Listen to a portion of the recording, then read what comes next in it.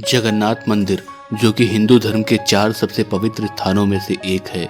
यहाँ पर भगवान श्री कृष्ण व उनके बड़े भाई बलराम और सुभद्रा के साथ विराजमान है। यह मंदिर देश में ही नहीं बल्कि विश्व प्रसिद्ध है।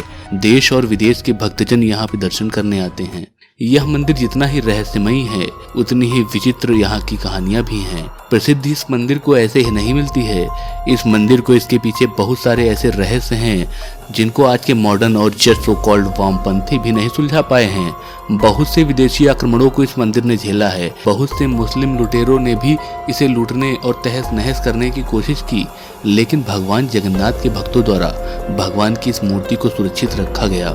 शायद यही कारण है कि इस मंदिर में विदेशी और गैर हिंदू का प्रवेश वर्जित है। चाहे उसका पद कोई भी हो, वह मंदिर में प्रवेश नहीं कर सकता। यह भारत का इकलौता ऐसा मंदिर है जहां ऐसा नियम है। इसका सबसे बड़ा उदाहरण इतिहासकार पंडित सूर्य नारायण शर्मा ने जी न्यूज से बातचीत में कहा कि इंदिरा गांधी को 1984 में जगन्नाथ मंदिर में दर्शन इसलिए नहीं करने दिया गया क्योंकि इंदिरा ने फिरोज गांधी से शादी की थी, जो कि एक पारसी थे।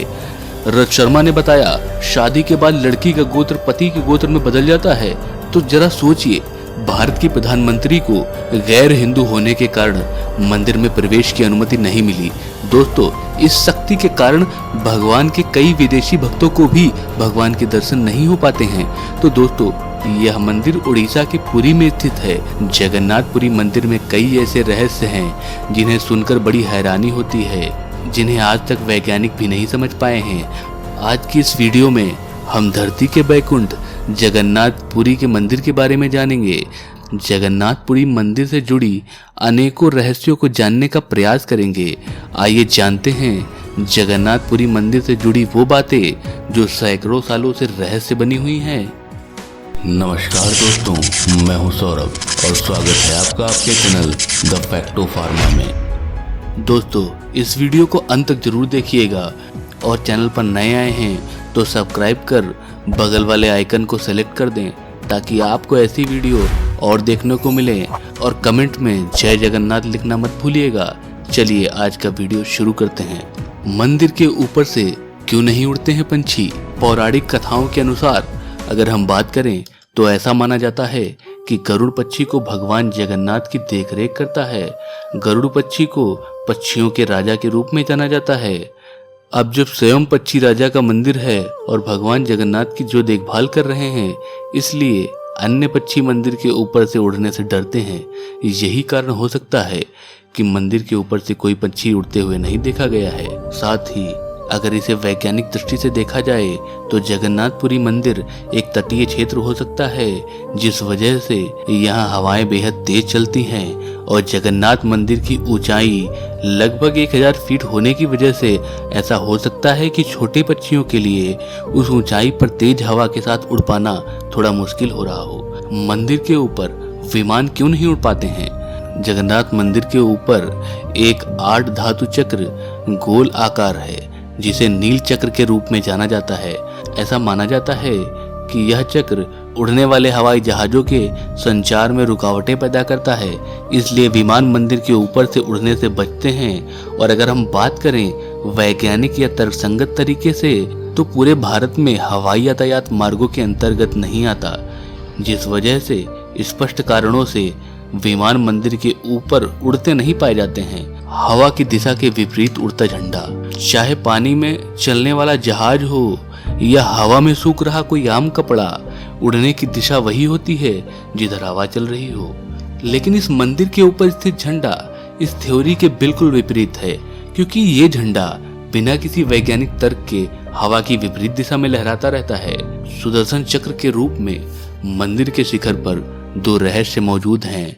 पहली इस सिद्धांत के इर्द गिर्द घूमती है कि ऊपर लगा चक्र लगभग 20 फीट ऊंचा है और इसका वजन 1 टन है। उस सदी में मानव शक्ति के साथ बिना किसी मशीनरी के वहां कैसे ले जाया गया होगा?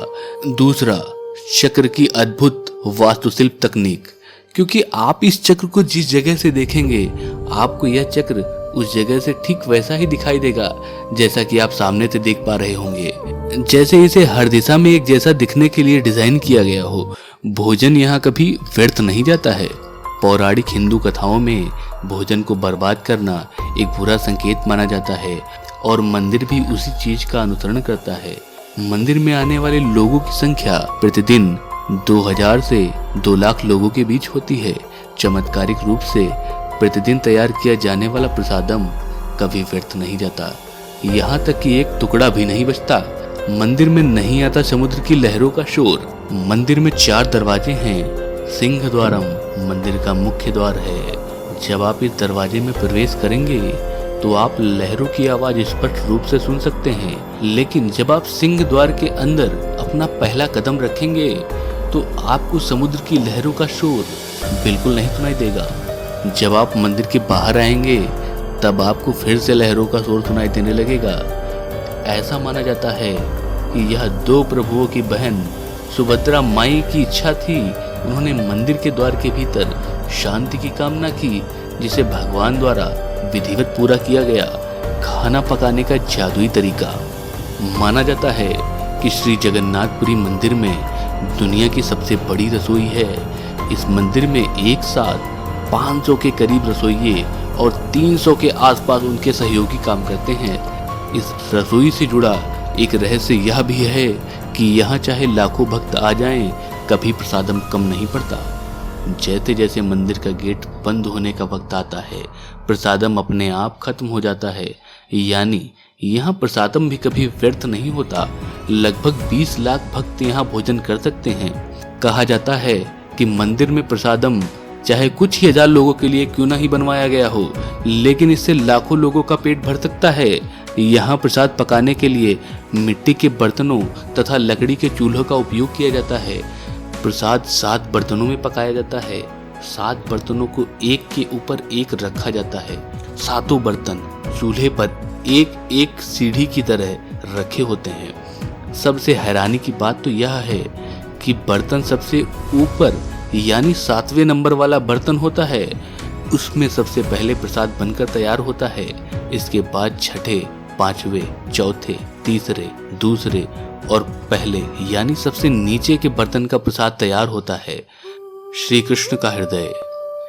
मंदिर से जुड़ी एक मान्यता यह है कि जब भगवान कृष्ण ने अपनी देह का त्याग किया, उनका अंतिम संस्कार किया गया, तो शरीर के एक हिस्से को छोड़कर पूरी देह पंचतत्व में विलीन हो गई। मान्यता यह है कि भगवान श्री कृष्ण का हृदय एक जिंदा इंसान की ही तरह धड़क रहा था। कहते हैं कि वो दिल आज भी सुरक्षित है या भगवान जगन्नाथ की मूर्ति के अंदर स्थापित है। एक किस्सा यह है कि इस ब्रह्म पदार्थ को हमेशा भगवान श्री कृष्ण से जोड़कर देखा जाता है।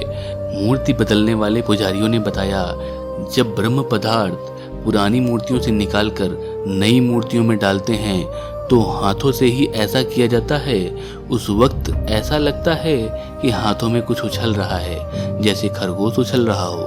कोई ऐसी चीज है जिसमें जान है। क्योंकि हाथों में दस्ताने होते हैं, इसलिए उस पदार्थ के बारे में ज्यादा एहसास नहीं हो पाता है। यानी पदार्थ के किसी जीवित पदार्थ होने की कहानियां जरूर हैं, लेकिन इसकी हकीकत क्या है कोई नहीं जानता। दोस्तों, जगन्नाथपुरी के रहस्यों पर आधारित यह वीडियो आपको कैसी लगी हमें नीचे कमेंट बॉक्स में जरूर बताइएगा और ऐसे ही इंफॉर्मेशनल वीडियोस के लिए चैनल को सब्सक्राइब जरूर करिएगा और वीडियो को शेयर करना ना भूलें। जय हिंद।